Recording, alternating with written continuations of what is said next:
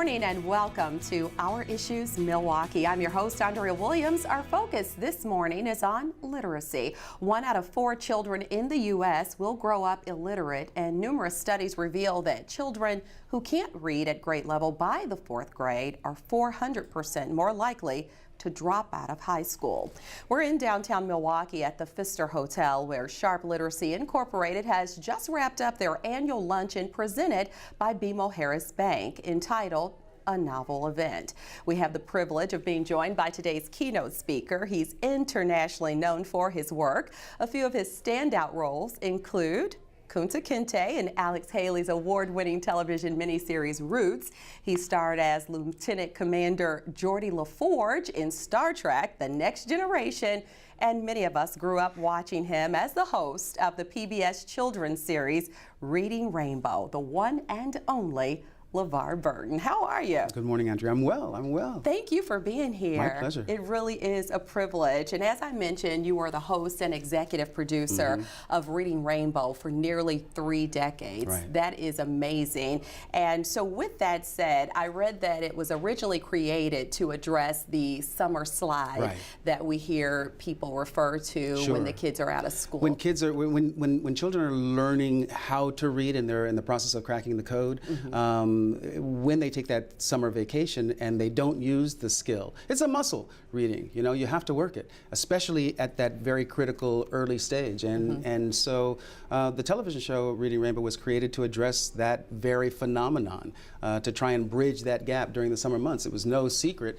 back in the 80s where America's children were spending most of their time, and that was in front of the TV set. Yes, indeed. And so for 26 seasons, you used the television to actually encourage children, motivate them to read, and really teaching those kids, me included, that they could go anywhere and be anything. Absolutely. Yes, that's so powerful. Yeah. So let's talk about how here we are in 2014 and you have found a way to reinvent the brand. 2 years ago, we were able to, after a lot of research and study and taking a deep breath, we launched the Reading Rainbow app. And we reinvented the television experience from top to bottom and turned it into a tablet experience for kids in this very engaging digital medium. So the Reading Rainbow app is a tablet experience where kids can come and discover books based on subjects that spark their interest. And we're a library of books, over 500 books and counting. We add 2 new books and 1 new video field trip every week. And the video field trip is not unimportant because that was really a staple of the television series, the video field trip, you know, connecting the real world to the literature that the kids were reading and then giving them an insight to the vast variety of experience that's represented in the world, and having them imagine seeing themselves in all of that varied worldwide experience. Yeah, and it's amazing to me. I was just talking to someone about watching kids who are as young as 2 years old with an iPad in front of them, or they're always saying, "Can I see your phone?" Sure. You know, it is really just a testament of how things have changed over the years. This is the generation of the digital native, and if you want to reach kids today, you really need to be on the devices that they want to have in their hands. We're all really engaged by this technology. We all love our phones and our pads, and imagine if we could take the power of that engagement and actually provide the kind of content on these devices that kids will learn to reach their full potential. I think we have a tremendous opportunity here. Yes, and when you created your app for iPad in 2012, it became the #1 educational app within 36 hours. Well, we're lucky in that the brand resonates.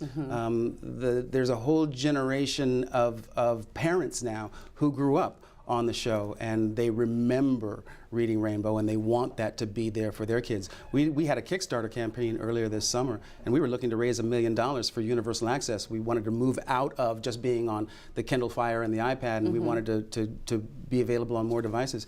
We were looking to raise $1 million in 35 days, and we ended up raising $1 million on day 1.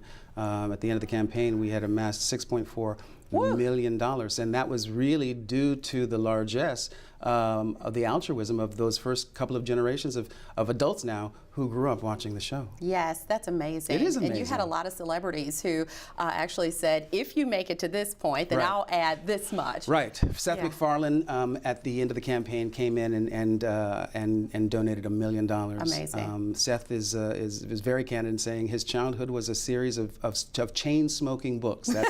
That's how he puts it, and due in large part to Reading Rainbow. I do agree that children have a relationship with books, because I read my books over and over again. And when I got gifts from my grandmother, it was a book. Right. And to this day, 40 plus, right.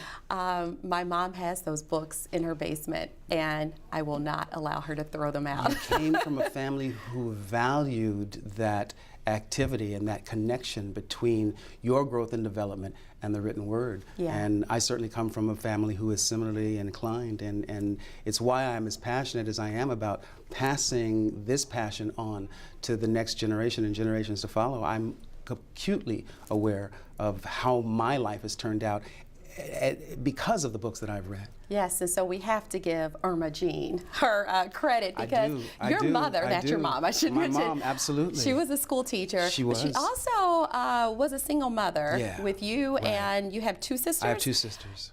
She was able to juggle working and still motivate her kids and push them to the limits of there's no return. You guys are doing so many different things to help other kids. My mom really stressed that there were no limits on me except the ones that I put on myself. And she knew that I would grow up and live in a world that would sometimes be hostile to my presence simply because of the color of my skin. Right.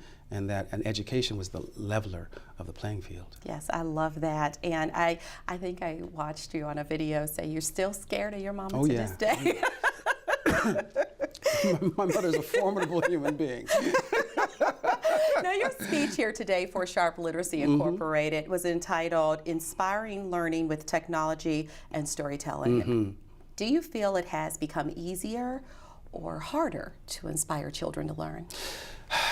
I think it's always been a challenge to find a way to mine the potential that exists in each and every one of us.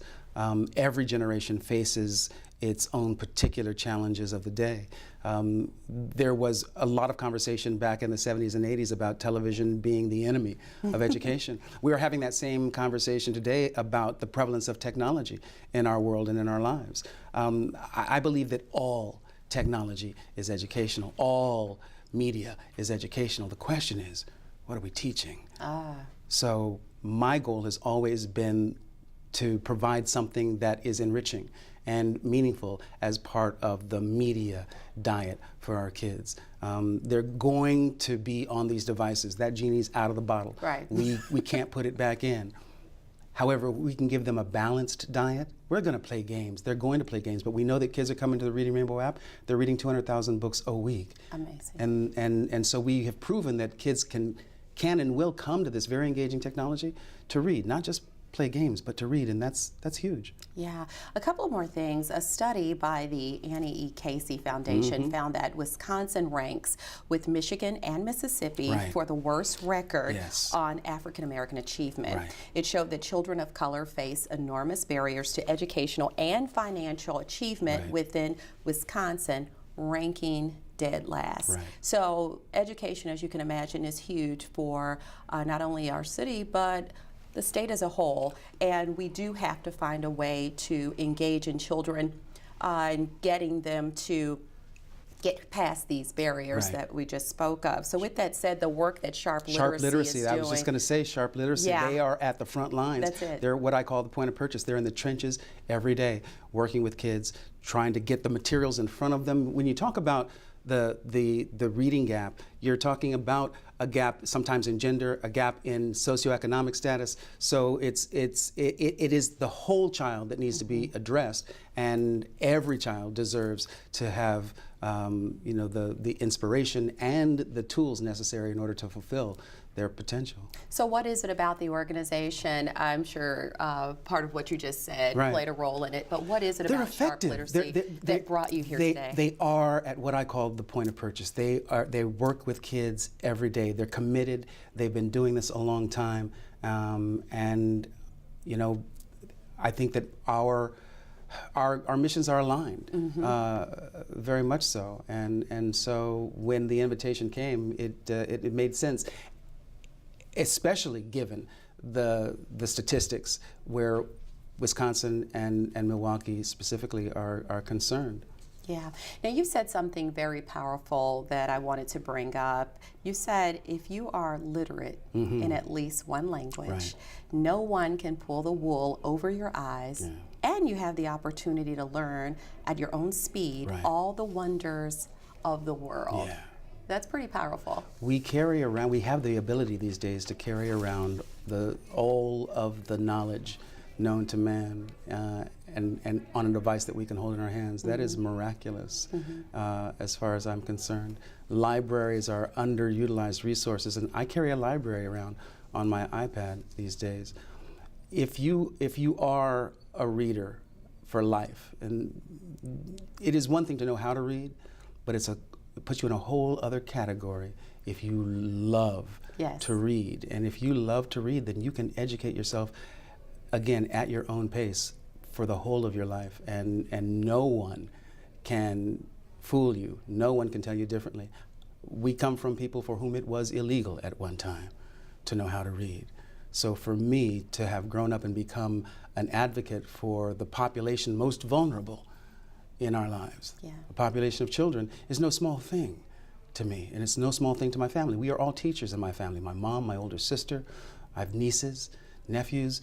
If you're a Burton, education is pretty much the family business, and we take that business seriously. That's very obvious. I love your passion. It comes through in person, over television, whatever the case. You are the chosen one for this. I mean, and I mean, really, I know that every word that you talk about when it comes to education, you mean that from here. I do. And we all can feel that for sure. I do. I just want to, lastly, what advice can you give to parents at home watching? Because a lot of times parents do kind of pass that responsibility on to teachers. To teachers at school. But they have a responsibility as well. Two things.